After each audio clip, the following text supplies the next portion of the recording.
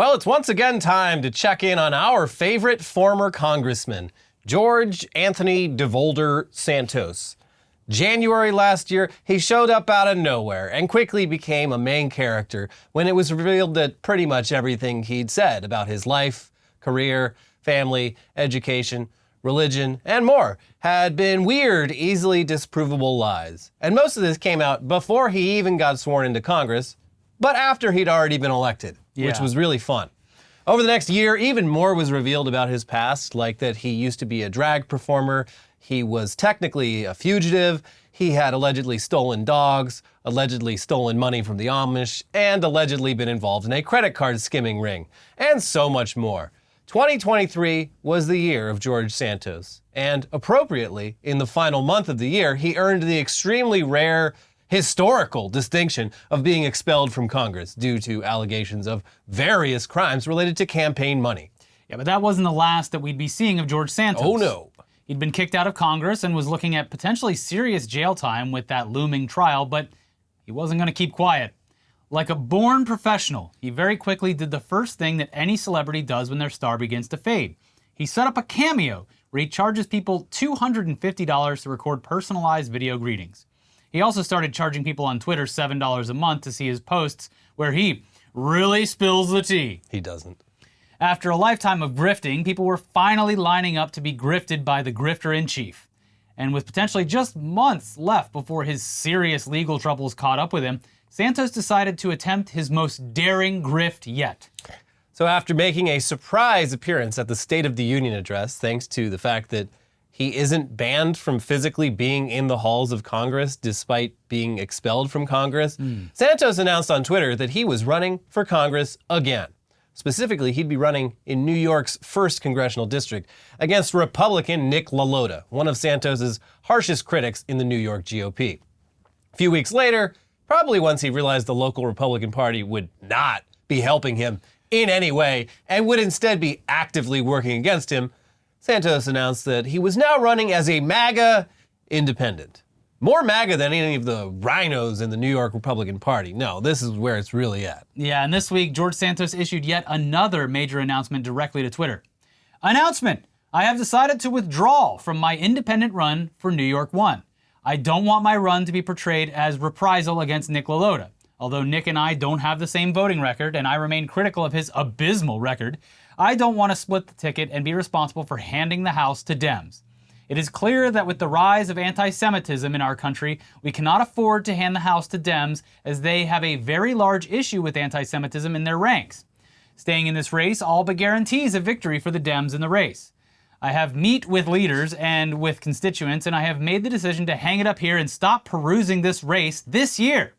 The future holds countless possibilities, and I am ready, willing, and able to step up to the plate and go fight for my country at any time. I will continue to participate in the public policy discussion and will do my part. I will always strive to stand on the right side of history. It's only goodbye for now. I'll be back. But will he, though? But will he? So, okay, a lot happening. First off, accusing House Democrats of having an anti-Semitism problem is pretty wild when he is clearly using the definition of anti-Semitism that just means criticizing Israel. A small handful of Democrats have criticized Israel, but even when they do, it's right before or after voting to send Israel more money and bombs. You just can't win. And look, if we're going to talk anti-Semitism, I'd say pretending to be Jewish and in order to win an election and get votes. I'd say that's pretty anti-Semitic. Yeah. I don't know. Is that what he's saying? The Democrats have an anti-Semitism problem? It's because they don't like George Santos? That's why, a prominent Jewish American? Well, Jewish. Right. Yeah. That's what I said. Don't misquote me. So yeah, not a particularly strong case for why he needs to drop out. Could there be another secret reason? Like, for example, the fact that the George Santos 2024 campaign has raised no money? And that is not an exaggeration. According to the FEC's public records, the official Santos for Congress campaign has raised nothing, zero, zilch, nada in the nearly 2 months since he declared his candidacy. Meanwhile, Nick LaLota, the incumbent, has raised over $2 million. Yeah, no money even raised, even as a joke, as a goof, no one decided to do this.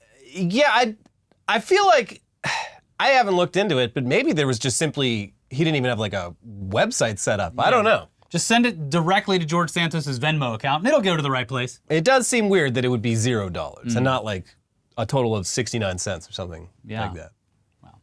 Whether this was A, sincere run for Congress, B, a ploy for attention, C, a way to defraud donors in order to pay for legal costs from when he previously defrauded donors, or D, all of the above, we may never know.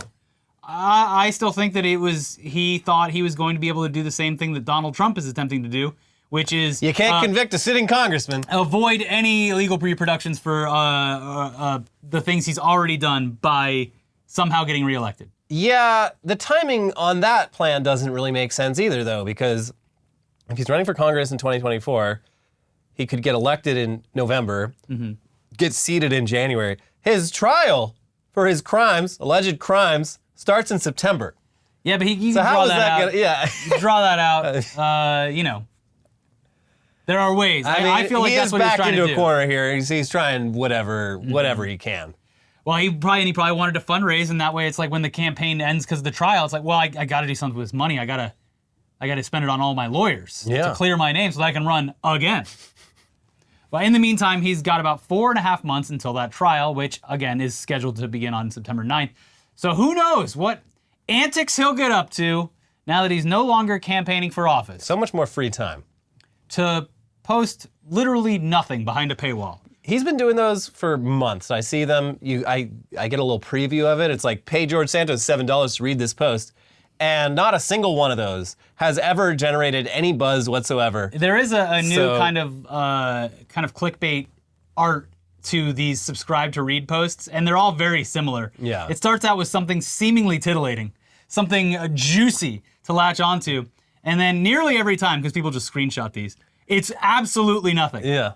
And not just George Santos. Goes all the way down to anyone that is using clickbait. This. Yeah. You don't hear that term too much these days, clickbait. But yeah, whatever he does, I'm sure that we're going to hear about it. But we do have other updates to get to. So here's another one. Back in January, a hot new tourist attraction appeared in the city of Chicago that had people traveling from far and wide to make their pilgrimage. It was called the Chicago Rat Hole, though it was more of an indentation than a hole, and was more likely left by a squirrel than by a rat. We've been over this, you can watch the old videos, but still, yeah. The Chicago squirrel indentation, it doesn't sound as cool as Chicago Rat Hole, so that's what we and everyone else has to keep calling it. It's the Chicago Rat Hole. I mean, what are squirrels? But hairy rats. But rats with cooler tails. Cuddly rats. You shave a squirrel's tail, you're not gonna think it's so cute anymore. You're gonna say, get that the hell away from me. Don't let that thing anywhere near my nuts. These are my nuts.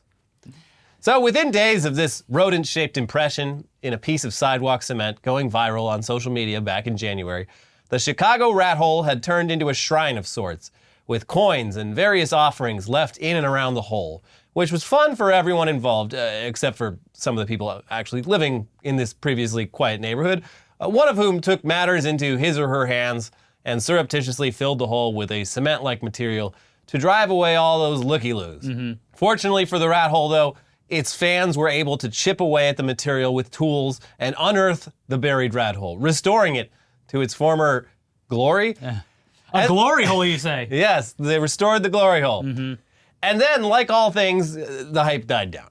And we all kind of forgot about the rat hole. It was a fun couple days on Twitter. They said never forget, and I did.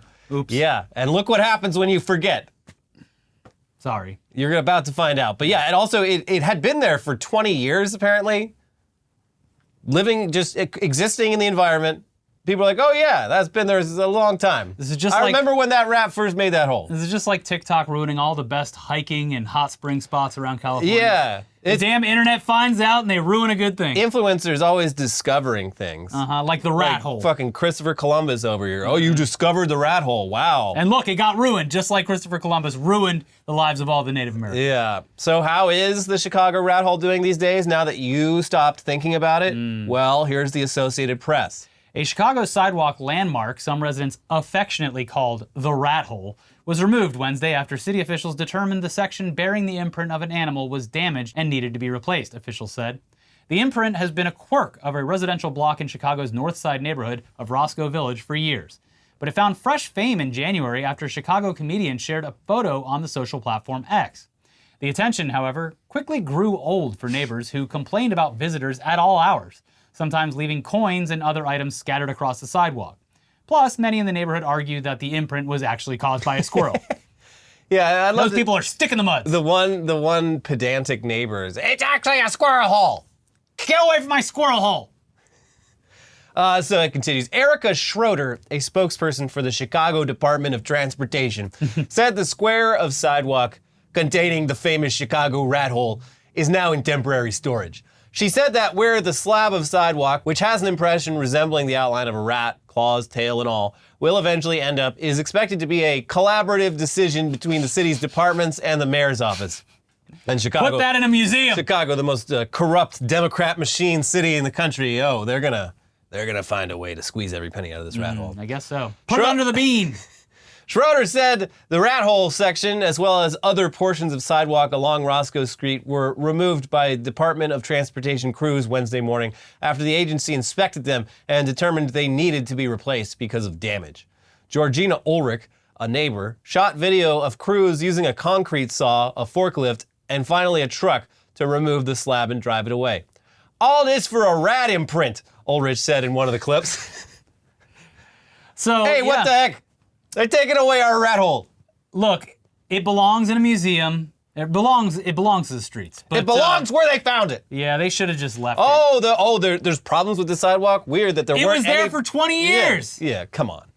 It's a bullshit excuse. It's just typical Chicago Obama-style corruption happening here.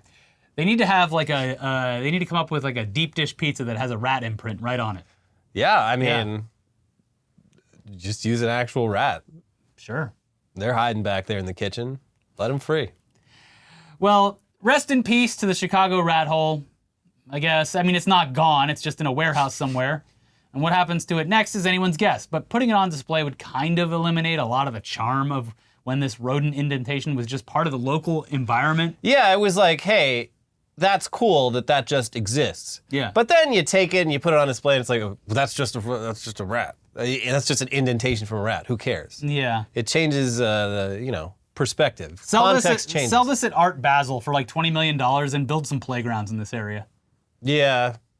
It's also- the north side though. They're doing fine. Also, like the stuff like this is just, it's like the graffiti towers in LA. Where they're sitting empty for 2-3 years, and finally someone does a little bit of art, Yeah. and they're like, oh, well, we gotta do something about this. Well, really? Why didn't you do anything about it for the years that it was sitting abandoned? I mean, they should. Now it looks really cool, and you want to take it down. They should. I mean, the LA graffiti towers, they should take those windows and put them in a museum. I think, quite literally, the world's largest art exhibition. Yeah, it's like 50 stories high. It's fucking cool. But as for how locals feel about the rat hole and its sudden absence, it sounds like it's a pretty mixed bag. But here's the Chicago Sun-Times with one perspective. Grace Pinonin, 28, who lives on the block, said she will miss the rat hole. It felt like she was living next to a celebrity, she said. It was definitely amusing, Pinonin said. It put our little neighborhood on the map. The rat hole's sudden popularity did cause difficulties for neighbors. When the rat hole first exploded, visitors would be there in the morning until late into the night, Pinonin recalled. Pinonin said tourists left behind inappropriate items for a family-friendly neighborhood, like condoms, pills, and alcohol. Okay. I'm gonna do a shot out of the rat hole. Oh, God. Neighbors would have to clean up the area, she added. Some of them left coins. That's not a big deal, but when you leave food, you're gonna attract actual rats to the rat hole, Pinonin said. I will miss my quarter supply from the offerings the people have left, said Pinonin, who uses a coin-operated laundry. As the crews worked on replacing the sidewalk, Jones joked that he was tempted to push another imprint of a rat into the wet concrete. So it's there again for posterity, Jones said. It might take the city another 20 years to issue a work order to get rid of it. And in the meantime, we got another rat hole right here, Chicago's own. I wonder if anyone did take it. What's that disgusting local liquor in Chicago? I don't know. They have this liquor in Chicago that's like apparently just the worst tasting fucking thing in the world. But it's ours. But yeah, that's literally it. No, everyone there thinks it tastes terrible, but like they do it as a tradition. Yeah. And the governor, who's that big boy? What's his name? They're big. Rob Blagojevich? No, they have a good governor now. I just can't think of his name right now, but he's cool. Yeah. He there's videos of him taking shots of it, and like clearing it, just not even. It's not that Bundaberg, is it? No, no. Bundaberg is like candy compared to this shit. Okay. But yeah, I wonder if someone poured a little bit of that in the rat hole and then sucked it out. Did they not? Someone made didn't they make like a 3D scan of it, and you can go around pressing your own rat holes around if you just get a 3D printer? Oh, I mean, which I would found hope out, so. at least in LA, I would venture to guess in a lot of other big cities, the LA Public Library has 3D printers that you can just go use. I've heard that, but I've been to many of these libraries. Is it just the main branch? Yeah. Oh, okay. Well, Okay. you need me to go to fucking downtown? Maybe. No. But let's move on now to some weird news from the world of tech. Earlier this week, we talked about a new remote-controlled robot dog with a flamethrower attached that shoots up to 30 feet. It was called the Terminator. You gotta say the name, that's the whole point of it. The Terminator. It's not just the Terminator for someone with a lisp. It's the Terminator. Mm-hmm. Now we have some news about another tech product that would be right at home in a Bond villain's lair. Over a relatively short period of time, home security cameras have gone from something only practical and affordable for the wealthy to something so affordable and simple to set up that just about everyone has at least a doorbell camera. The technology for remotely checking in on your house at any time has gotten so cheap that there's even specialized products for monitoring your pets and shooting treats at them while you're away. So it was only a matter of time before someone made a home security camera that doesn't just watch. It takes action when action is called for. And the cameras are no longer sitting in the cuck chair. They're getting in on it. Mm-hmm.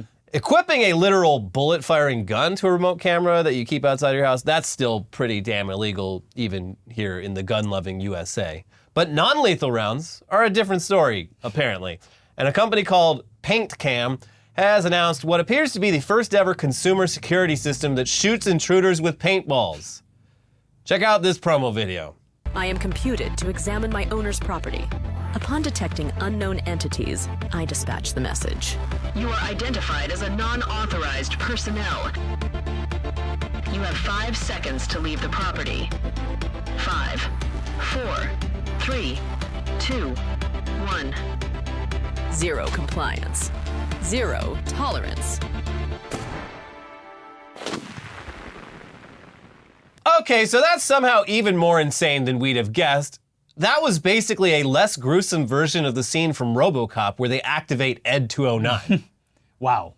Apparently this thing can operate totally autonomously. I would have assumed you're operating it from your phone and you select. No, this thing, you just say, hey, if anybody comes by, shoot him. Give them 10 seconds and then just fucking shoot them. And if they don't leave, shoot them again. The amount of times that this is going to accidentally shoot one of your friends, family members, or Amazon delivery drivers versus the one time that it shoots someone prowling on your property, maybe, is going to be, it's so skewed. It's such a skewed number.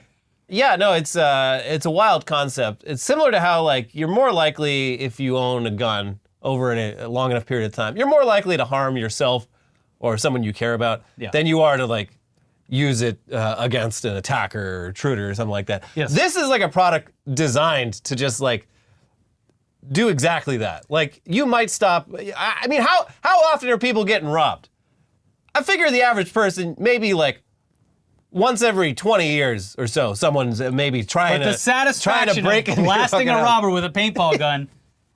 I don't think most people need an always-on fucking paintball gun that treats any person that shows up as a threat. This is the result of people who are entering their 40s and 50s, growing up on Home Alone. Yeah. It's like, well, okay, I'm gonna defend my home in the funniest ways possible. But then, if you did your house up like that, you're gonna be the one getting hurt all the time. Yeah. Because no one is doing this. You're stumbling home from the bar and you walk in your front yard. Poof! What? Oh shit! I forgot. Damn it. I gotta run the gauntlet. Yeah. Yeah. So yeah, very cool. Here's Popular Science with more on this thing. It's a bold pitch for homeowners. What if you let a small tech startup's crowdfunded AI surveillance system dispense vigilante justice for you?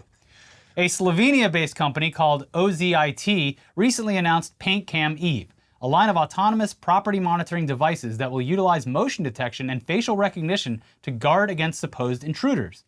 In the company's zany promo video, a voiceover promises Eve will protect owners from burglars, unwanted animal guests, and any hapless passerby who fail to heed its zero compliance, zero tolerance warning. The consequences for shrugging off Eve's threats: getting blasted with paintballs or perhaps even tear gas pellets. Experience ultimate peace of mind, Paintcam's website declares, as Eve will offer owners a perfect fusion of video security and physical presence, thanks to its unintrusive design that stands as a beacon of safety. And to the naysayers worried Eve could indiscriminately bombard a neighbor's child with a bruising paintball volley or accidentally hawk riot control chemicals at an unsuspecting Amazon Prime delivery driver, have no fear. The robot's EVA AI system will leverage live video streaming to a user's app, as well as employ facial recognition technology system that would allow designated people to pass by unscathed. In the company's promotional video, there appears to be a combination of automatic and manual screening capabilities. At one point, Eve is shown issuing a verbal warning to an intruder, offering them a 5-second countdown to leave its designated perimeter. When the stranger fails to comply, Eve automatically fires a paintball at his chest. Later, a man watches from his Paintcam app's livestream as his frantic daughter waves at Eve's camera to spare her boyfriend, which her father allows. If an unknown face appears next to someone known, perhaps your daughter's new boyfriend, Paintcam defers to your instructions, reads a portion of the product's website. Oh, my finger slipped. Oh, sorry, sweetheart. Your boyfriend is never coming over again. Yeah, back in the day, you had to actually come to the door With a shotgun. And now, thanks to the Paintcam, you don't even have to do that. I love you how can just shoot the boyfriend. idea, the option of showing up with a known face and then just being like, hey, we don't know about this other person. Hey, who's this guy? Yeah. Do you know this guy? I don't trust him. Also, and don't worry, you can visually confirm that what you want it to do, it's gonna paintball them. And it's imagine you get an alert on your phone and then 20 seconds later you're like, all right, what's the, oh, I lit up the mailman again, oh. Geez, they're gonna make us pick up the mail down at the station. Jeez, this always happens. I'm always blasting my neighbors and loved ones with paintballs. Well, I can't do anything about it. I have to have security. If your daughter is showing up with her boyfriend and the angle's right, I wonder if it'll shoot through her legs into the boyfriend's dick. Yeah. Like in RoboCop. That's right, blows his dick off. Yeah. But yeah, this seems like a pretty flawed and potentially very dangerous concept for a product. The perfect product for getting yourself sued for a whole lot of money, especially the use of AI, which we wouldn't trust to do our taxes, much less handle a gun. Yeah, I'm optimistic that they just threw AI in there as a marketing thing, buzzword of the month, but I could be wrong. Yeah. Maybe they have handed AI a gun. Then again, though, at this point, it's just a concept. It's a Kickstarter product, which almost certainly means that they haven't actually designed, built, or tested it yet. They just had a cool idea. Yeah. What if we put a paintball gun on a ring camera? Maybe people will give us money to try to figure out if this idea is viable. After just a couple days, they've raised around $70,000 from around 50 backers, all of whom appear to live in Europe. And if and when this thing ever actually releases, it'll apparently sell for around $2,000. But based on how Kickstarters usually go, we wouldn't put too much faith into the product seeing the light of day, especially once the law catches wind of it.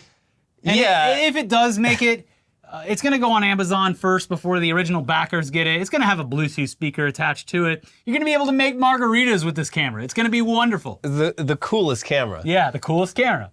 Have you ever wanted to see who's on your property but also enjoy a delicious margarita? I love that the coolest cooler did come out. Yeah. I believe it is still sold. Yeah, but it was way, way, way dumbed down, and it was selling on Amazon before any of the backers got their product. They pitched that, but that's the most notorious case of this. Just pitching a product on Kickstarter with no knowledge of whether it's even possible at the price point you set. Yeah. The Bluetooth speaker part of it was supposed to be manufactured within the cooler, and it's literally just a speaker that they and here's the slot for your Bluetooth speaker. It's the Swiss Army knife of coolers. And when one thing breaks, you don't need the whole cooler's removed. It had a blender. Yeah. Yeah. I've never seen one in real life, which shows you how popular they were. Yeah. So, but anyways, before we move on, it's a short week for us because Elliot's going out of town. I'm going to New York City. But we wanted to make sure that we spoke about the protests that have been spreading across college campuses over the past week or so, because there seems to be a lot of confusion as to what's going on. It is maddening. I'm losing my mind every day. Yeah, and as we're filming this, more and more videos continue to pop up. including You would teachers getting arrested, cameramen getting arrested. You would think, based on the way this is being talked about, that there is just straight Riots. up, like Nazi party rallies happening Yeah. in the middle of Columbia University. Yeah, and we're all wondering why it's being covered in a way that makes these students seem as though they're domestic terrorists or anti-Semites, which is absolutely not the case at all. It is very frustrating to, once again, see the same accusations of anti-Semitism being lobbed against students who are simply opposing the Israeli government's bloodthirsty campaign against the citizens of Palestine, which has so far resulted in the deaths of at least 34,000 people. The targeting of innocent civilians, the war crimes, the aid workers being attacked and killed, the intentional restriction of food and water, the callous videos posted by the IDF on social media, and the horrific commentary coming out of our own public figures and government officials. Yeah, and not just that. They're not just protesting all of that. They are specifically protesting the fact funding. that the schools that they pay a lot of money to attend invest that tuition money directly into companies that directly profit off of this war. Yes. And That's what the main... yeah, people are like, what do you care? It was like, no, literally my money is being spent on this. And it's so, another First really... of all, we should all care because our tax dollars are going to this in Yeah. a significantly massive Your way. tax dollars are already going, but like specifically universities, like if you don't like all these protests popping up, a really easy thing to do would be to just not invest in weapons manufacturers and shit. Yeah. There's a lot of things you can invest in. I don't know why you have to do that. That is the original argument for these protests. These newest rounds of protests all started with them being like, hey, wouldn't it be nice Yeah, could if you, our like, private divest from university that could shit? divest from investing in weapons manufacturers that are helping a genocide? Yeah, and that's not a new thing. This is a reason for protests that have been going on for a very long time. It has been fascinating seeing people like, listen, back when I was in college in the 80s, like I protested against apartheid, but this is completely different. It's like, no, it's actually like very fucking similar because those apartheid protests in the 80s were at universities where they were investing money in the apartheid state. Yeah. Anyway, students around the country are seeing all this shit happening in front of them with seemingly no indication that this is bad. Or that it will stop. Yeah, and they're furious that the Biden administration seems to still be in full support of the Israeli government, despite any private reservations he might have. And a couple like bullshit attempts to speak as though they're concerned, while still sending hundreds of millions of our tax dollars to a government that is actively involved in murdering thousands of innocent Palestinians. They're also even more furious that their colleges have an additional involvement perpetrating a genocide because these universities have deep financial ties with companies that directly support Israel. And that's where the story of these now nationwide protests really begins, because last week, students at Columbia University in New York set up an area where they could plant themselves and make their voices heard, setting up tents in an area that they called the Liberated Zone, and demanding that their school divest itself from companies that finance or profit from the ongoing war on Gaza. That's what this is all about. It's not anti-Semitism. It's not a protest of the Jewish people. And people need to stop twisting these protests into something that they're not, because their response is blatantly transparent. The media, talking heads, and elected officials are bending over backwards in order to insist that these protests are a bunch of anti-Semitic college students who support Hamas, when that is absolutely not what's happening. Yeah, it's really weird. Like, you see, like, listen, We went the through world's this. crazy enough that I'm like, listen, it wouldn't, if something actually genuinely like anti-Semitic happened to this, like, that would be fucked up, but it wouldn't, I'd be like, okay, that's certainly within the realm of possibilities. So the way people have been talking about this, they're like, God, the anti-Semitism has to stop. Mr. President, what do you say? He's like, yeah, these anti-Semitic protests, they've got to stop. And I'm like, what are they referring to? And they're not referring to fucking anything. It is mind-boggling. And also, this is not even a far away, like this has all been happening in recent months. So the playbook of labeling anyone who is against what's happening in Palestine as someone who is pro-Hamas has already not worked. People they already know what you're doing. Even though there's very visibly groups of students at these protests who are Jewish and yes. proud to announce that. Yes. I was listening to, at least on like NPR, they're starting to paint a more balanced picture. But on the way here today, they were talking to a student at, I'm not sure if it was Columbia, but this student was a Jewish Israeli who was She's like, I'm doing this for my Arab friends and for Jews because we don't like being represented this way. Yeah, so there are a bunch of college students who are at a pivotal moment in their lives participating in an act of protest that is absolutely protected by the Constitution of the United States, and one that is, at this point, a time-honored tradition in this country. One that is also marred in controversy and bloodshed throughout generations. It's infuriating to us, and we're damn sure it's infuriating to the thousands upon thousands of students to have your very simple and reasonable message twisted and regurgitated into a claim that your movement is racist, bigoted, anti-Semitic, when you're literally advocating for peace and the end to a bloody conflict. Yeah. So speaking of peace, nearly all of these protests have been peaceful since their inception. And the videos of chaotic scenes that are being plastered on social media and the nightly news, they are the direct result of an aggressive police response where students, journalists, and people sympathetic to the cause have been physically manhandled and arrested by officers sent to disperse the otherwise peaceful protests. And for proof of this, look no further than what's taken place so far on the University of Texas campus in Austin, where Governor Greg Abbott called on campus police and Texas state troopers to disperse the protesters and arrest anyone who stood in their way in a scene that is, of course, reminiscent of the Kent State protests in 1970, where the National Guard was sent in to stop protesters of the Vietnam War and ended up killing 4 people. In his reasoning for sending in state troopers, Abbott once again referred to the protests as anti-Semitic and even demanded that the school expel students who were involved, which is insane and will continue to intensify things on campus. Yes. And the National Guard hasn't been deployed yet, but a lot of people are like really, really hoping that they are. Yeah, when you say you want the National Guard to go disperse a protest on campus, you are saying you want people to die. There's no way around that. That is what you're saying. Based I can off read of between historical the lines. context, Yes. that is exactly what you're saying. You want these students to die. And a lot of people are publicly not ruling that out. Yeah. They're like, oh, well, I guess it could happen. They're the bad guys, and you're the good guy who wants the military to murder college students. So back where this most recent string of protests started, Columbia University, government officials like House Speaker Mike Johnson made appearances demanding that the school's president resign, and again, threatening to send in the National Guard, which, as we just talked about, calling in the National Guard on student protest is a legitimate threat to their well-being, considering the history of their interactions with student protesters. You call in the National Guard when there's fucking riots going on. Like as we were coming in here today, like I got in, was checking Twitter, there's people positioned, snipers on the rooftops. Like, what do you think is going on? Because none of these people are even fucking armed. What are you doing? This is heightening all of the tension. Yeah. These people were doing a sit-in. They were doing a sit-in. And you're bringing in fucking police to kick them over and arrest teachers. So, Columbia University removed protesters. They had a bunch of them arrested and even suspended students who were involved and kicked them out of their student housing.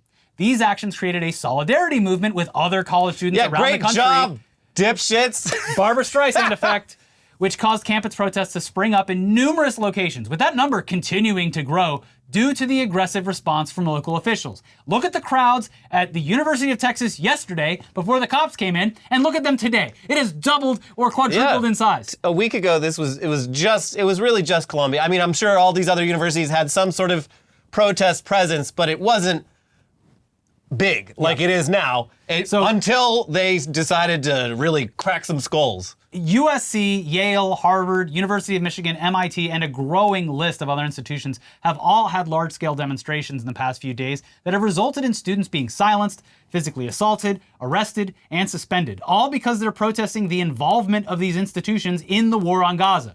And to be clear, these are not pro-Hamas protesters. These are not anti-Semites or Nazis. These are students who are sick of the death and destruction of an entire group of people using their tax dollars and tuition. It's very simple. Yeah, you don't need to like read the tea leaves here. They're being very clear about their messaging. God, I think it was The Atlantic. This guy went into Columbia and he was just like, the whole article is about how frustrated he is that the protest is organized, and had him speak to their PR officer because he was walking around trying to talk to students, and they're like, no, talk to the PR person. Yep. We're not here, like, that's the person that talks to the journalists. And he was just like, so upset, and he's like, yeah, so I talked to the PR person, I don't know, she was talking about how, like, I guess her family, like, all died in Gaza in the past, like, couple months, whatever, who cares? Yada, yada, yada. Anyway, I was really hoping to talk to some of the other students and hear the anti-Semitism that they had on their minds. There is explicitly not that happening.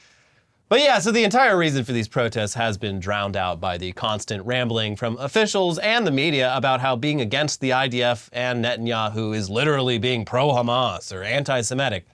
No one's talking about what the students want because they're demands that would seem reasonable to anyone with a conscience. Yeah. Instead, they've targeted these students as racist, violent aggressors who are making their campuses and surrounding areas unsafe for Jewish people, which simply is not true, as evidenced by the performative bullshit that Zionists are doing at the site of the protests in an attempt to, I guess, antagonize students into confrontations that never materialized, thankfully. Mm-hmm. The best example of this was the video posted to social media of a Jewish woman at the Yale University protests who walked around wearing a shirt that said Jew on it and yelled about how she is not afraid, all while nothing happened to her. People around her seemed to be, it seems like a pretty fucking chill. They were going on about their day. There were people dancing in the background. There's even someone holding a banner. It says Jews for Palestine or something like that behind her. It's like, you're painting a target on yourself and being like, why is no one, come on, attack me. Mm-hmm. But yeah, it's fascinating. And over on Columbia, we don't have to get too into it, but they have this one professor who teaches like Business 101 course. Oh, he was stomping mad. Yeah, profit, line go up.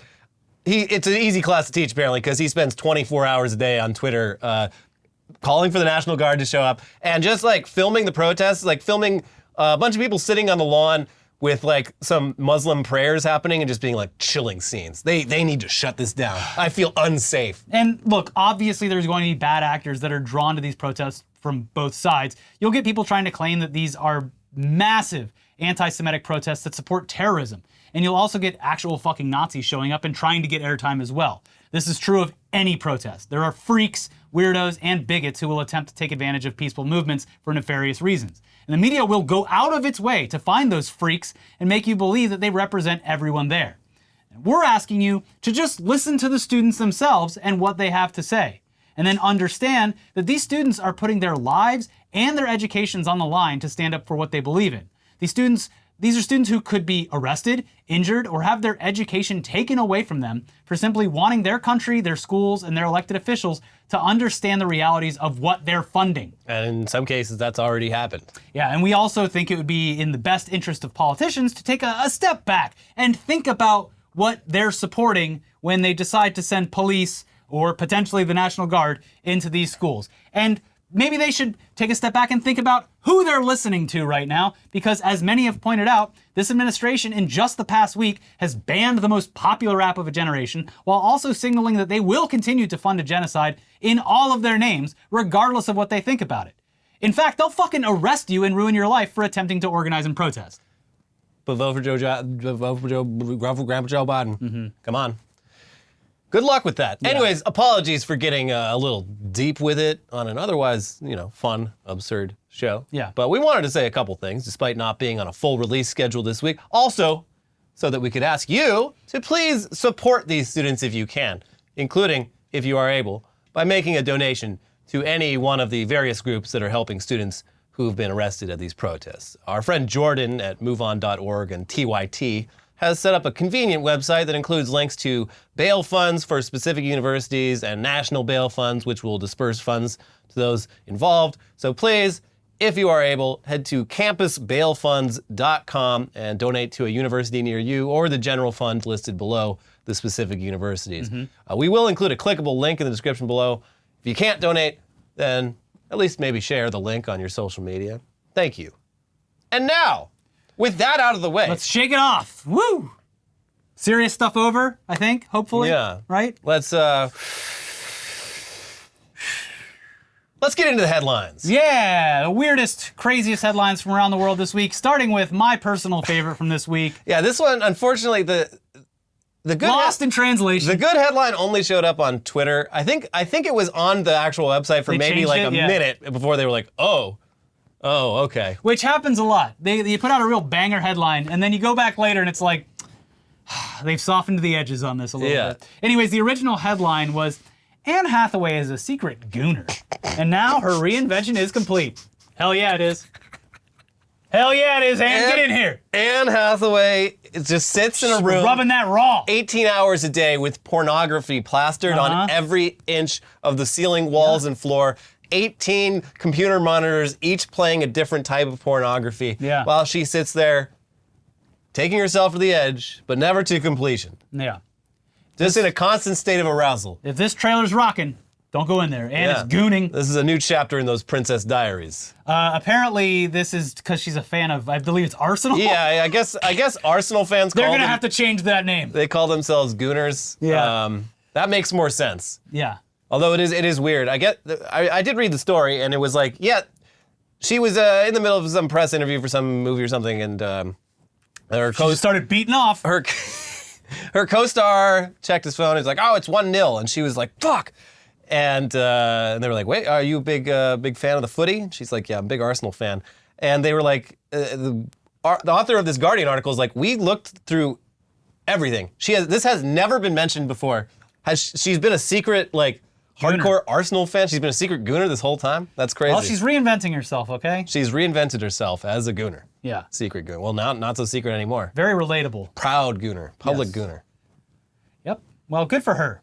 Good for her. She's get her some of those Jack and Joggers.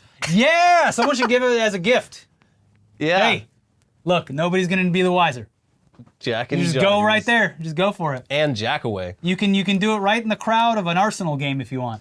That's how private they are. Yeah, everyone will be so drunk they won't even... Yeah, we're all gooning. What's the big deal? I thought I could come in. I thought this was a gooner bar. Yeah. I thought this was a bar that was safe for gooners. Where's the nearest gooner bar? Looking to goon with some fellow goons. Over here in America, the gooner bars have to open up at 5 a.m. so you can watch the game on time, you know?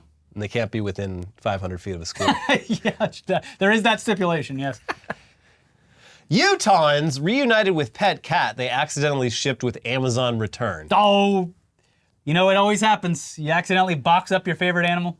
Yeah, this seems I mean, listen, as a non-cat owner, this seems absurd. This seems like they did try to murder this cat. But cats love boxes. But yes, I did live with a cat for like a month. And anytime there was an empty box, That cat's in there. that cat was in the box playing. It was like an empty cardboard box to a cat is like... Or a child. It's a playground. Or a child. But especially to a cat. Yeah. So yeah, these people, they said they were boxing up their Amazon returns, looked away for like 2 seconds, came back, sealed it shut.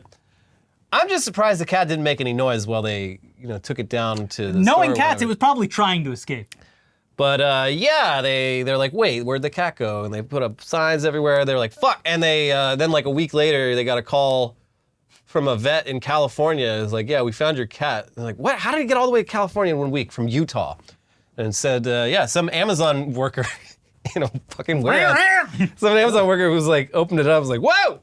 And I'm sure got reprimanded for wasting, too much time on the assembly line. Just like the old lady saving that in cat's life. National Lampoon's Christmas Vacation. She wrapped up her cat as a Christmas present. Yeah, well, that cat didn't do so well. If that cat had 9 lives, it just used them all. Anyways, next headline. Gun shown, spaghetti thrown in Northwest Side road rage incident. Gun shown, spaghetti thrown. It's the classic fake out. Yeah. I'll have to pull a gun on someone just to throw spaghetti at them. But that's what happened here. No, that's why you need the spaghetti cannon for your house. Yeah. Yeah. If it doesn't identify someone, it just sprays them with spaghetti. I like that because it's Well, not... that's racist against Italians. You're going to get in a lot of trouble. I don't care. Hey, that's good pasta! I don't care. Let the Italians sue. But yeah, I like the spaghetti as a weapon. Yeah. No, Mom you, spaghetti. You can't get hurt by spaghetti. It's just embarrassing. Yeah. It's going to shoot it at your knees. Especially if it's cold. Make those knees weak. Cold. Ugh. But yeah, no, some woman pulled up on another woman over some road rage and was like, there was a gun and she was trying to get away, and then at the end of it, spaghetti was thrown. Yeah. The gun person put the gun down and picked up spaghetti.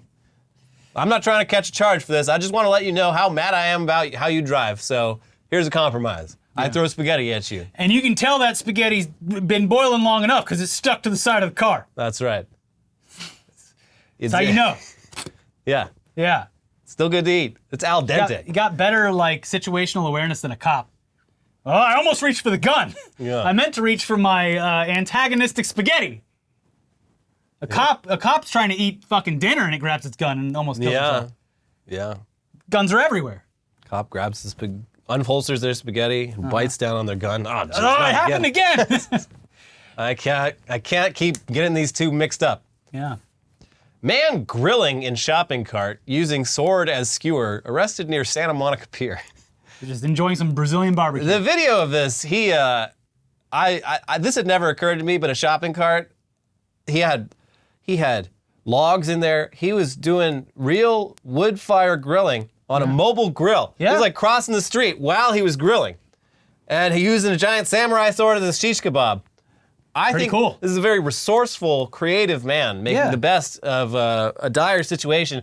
But of course, those uptight NIMBYs over in Santa Monica, nope. Have this man arrested. When I go out to a Brazilian steakhouse, they bring the sword to my table and do it, and everyone claps. But when this guy does it, they call the cops. Yeah, there's no indication he was threatening anyone. No. They just enjoying some saw a smoked meats. man with a shopping cart full of fire and a hot sword, and they thought they needed to get the authorities involved instead of maybe ask for a bite. Yeah. Come on. So hard to get good Brazilian steak around here. You're not thinking with your heads. Louisiana lawmakers vote to remove lunch breaks for child workers, cut unemployment benefits. What are we doing here? These kids hate lunch. They don't need nutritional sustenance. They also don't need hard hats or safety equipment. They're like made of rubber. Yeah. One of the Louisiana legislators who was really behind this is like an owner of like the chain of fucking ice cream shops or some shit. And he's like, yeah, the teenagers, they don't want to go on lunch breaks. They want to keep on working through the break and make that extra money. Oh, I'm sure they all tell you that.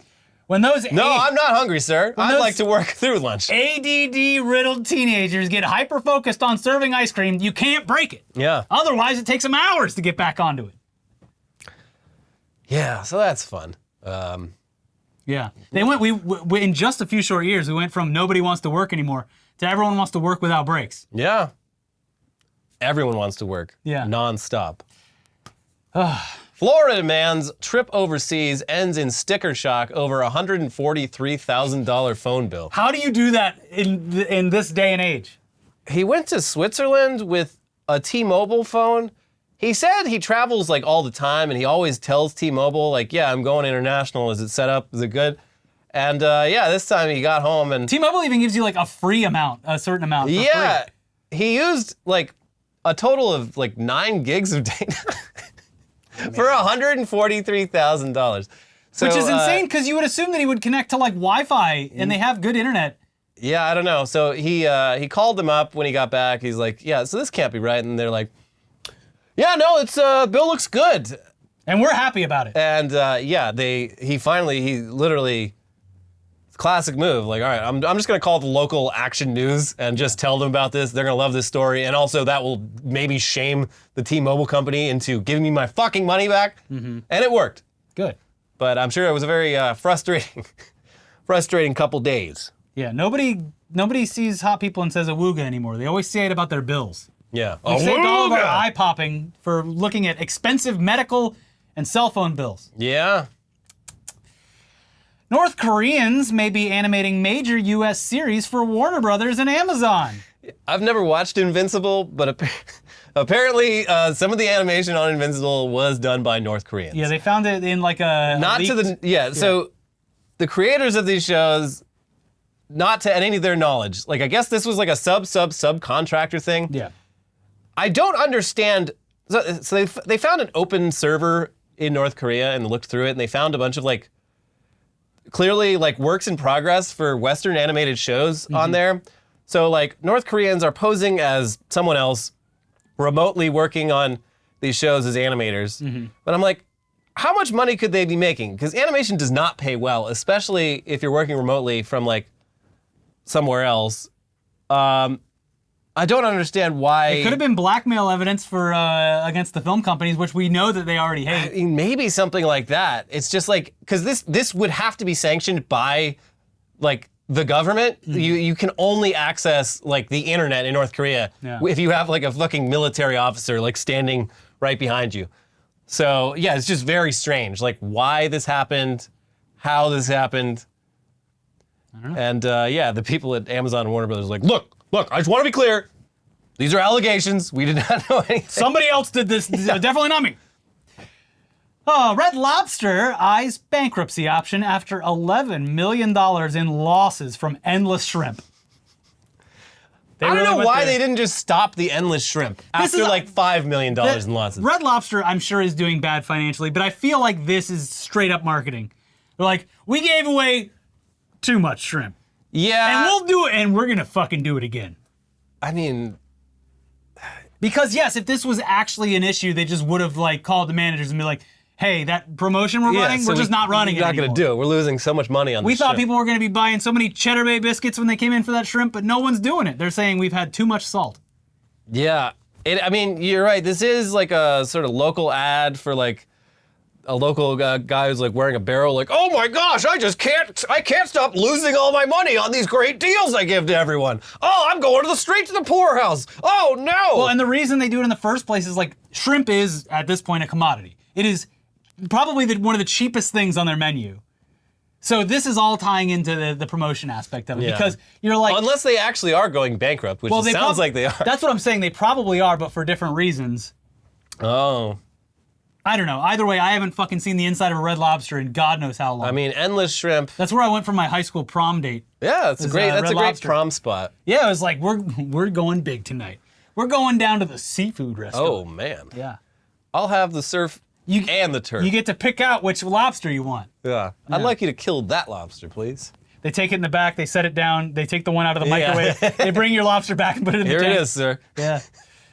Well, get down to Red Lobster before they run out of shrimp, I guess. Shrimp them while you got them. Yep.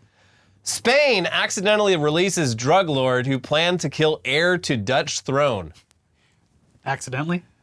Yeah, no, this seems like, I mean, listen, Spain, of all the most washed countries, Spain's got to be pretty high up on the list. They ran half the fucking world at one point, and just a series of L's in recent years. Yeah, so this Dutch guy who is like the head of a cartel that operates across Europe, like a big fucking deal, like the El Chapo of Europe.